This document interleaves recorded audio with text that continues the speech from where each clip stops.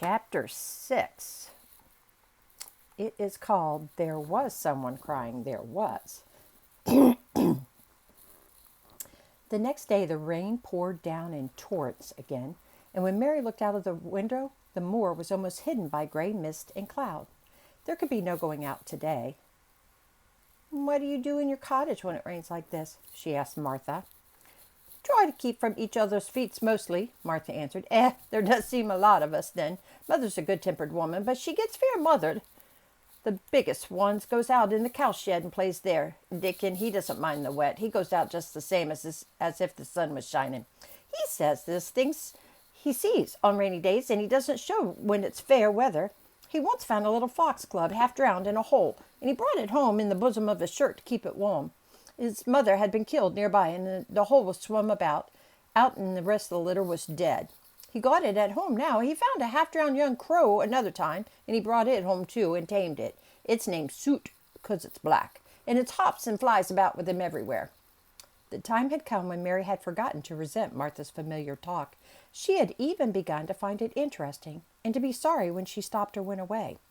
The stories she had been told by her ayah when she lived in India had been quite unlike those Martha had to tell her about the Moorland cottage, which held 14 people who lived in 4 little rooms and never had quite enough to eat.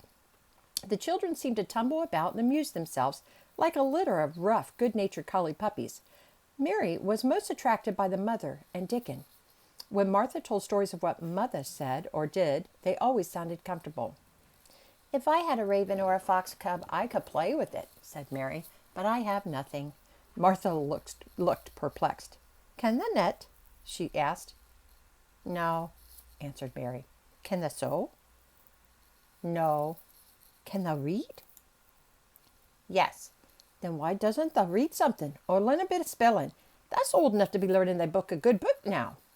"I haven't any books," said Mary. "Those I had were left in India." "That's a pity," said Martha. "If Mrs. Medlock let thee go into the library, there's thousands of books there." Mary did not ask where the library was, because she was suddenly inspired by a new idea. She made up her mind to go and find it herself. She was not troubled about Mrs. Medlock. Mrs. Medlock seemed always to be in her comfortable housekeeper's sitting room downstairs. In this queer place one scarcely ever saw anyone at all. In fact, there was no one to see but the servants, and when their master was away, they lived a luxurious life below stairs, where there was a huge kitchen hung about with shining brass and pewter, and a large servants' hall, where there were 4 or 5 abundant meals eaten every day, and where a great deal of lively romping went on when Mrs. Medlock was out of the way. Mary's meals were served regularly, and Martha waited on her, but no one troubled themselves about her in the least. Mrs. Medlock came and looked at her every day or two, but no one inquired what she did or told her what to do. She supposed that perhaps this was the English way of treating children. In India, she had always been attended by her ayah, who had followed her about and waited on her hand and foot. She had often been tired of her company.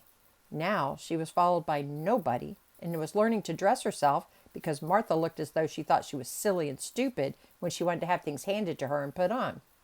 "Hasn't they got good sense?" she said once when Mary had stood waiting for her to put on her gloves. "Our Susan Ann is twice as sharp as thee, and she's only 4 years old. Sometimes thou looks fair soft in the head." Mary had worn her contrary scowl for an hour after that, but it made her think several entirely new things. She stood at the window for about 10 minutes this morning after Martha had swept up the hearth for the last time and gone downstairs.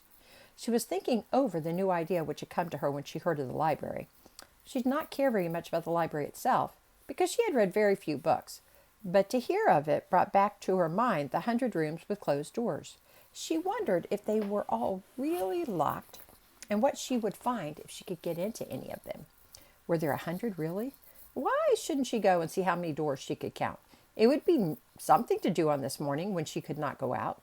She had never been taught to ask permission to do things, and she knew nothing at all about authority, so she would not have thought it necessary to ask Mrs. Medlock if she might walk about the house, even if she had seen her. She opened the door of the room and went into the corridor, and then she began her wanderings. It was a long corridor, and it branched into other corridors, and it led up her short flights of steps, which mounted to others again. There were doors and doors, and there were pictures on the walls.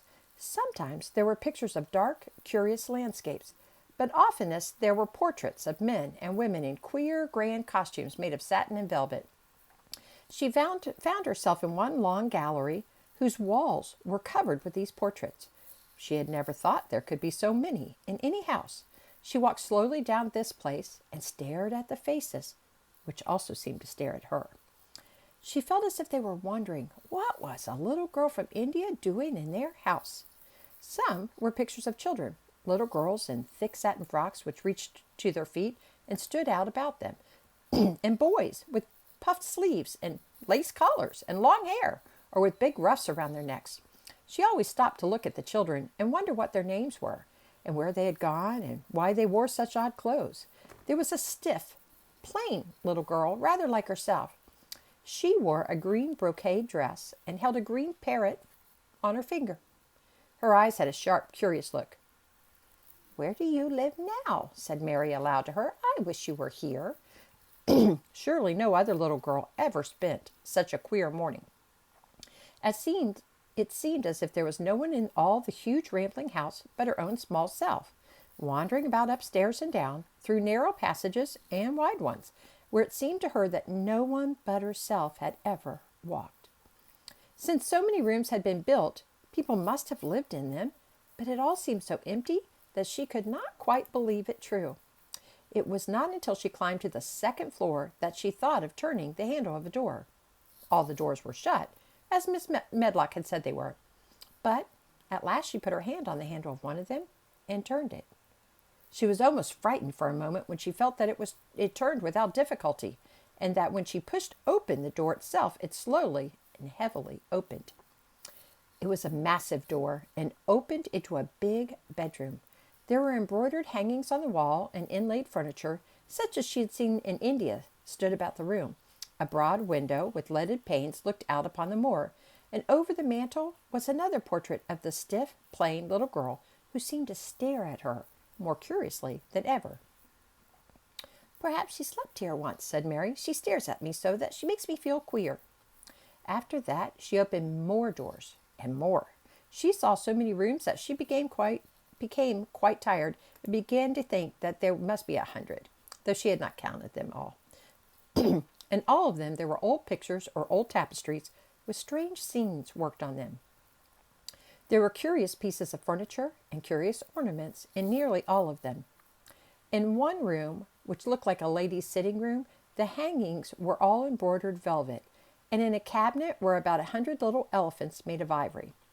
They were of different sizes, and some had their mayhouts or palanquins on their backs. I don't know what those are. Some were much bigger than the others, and some were so tiny that they seemed only babies. Mary had seen carved ivory in India, and she knew all about elephants.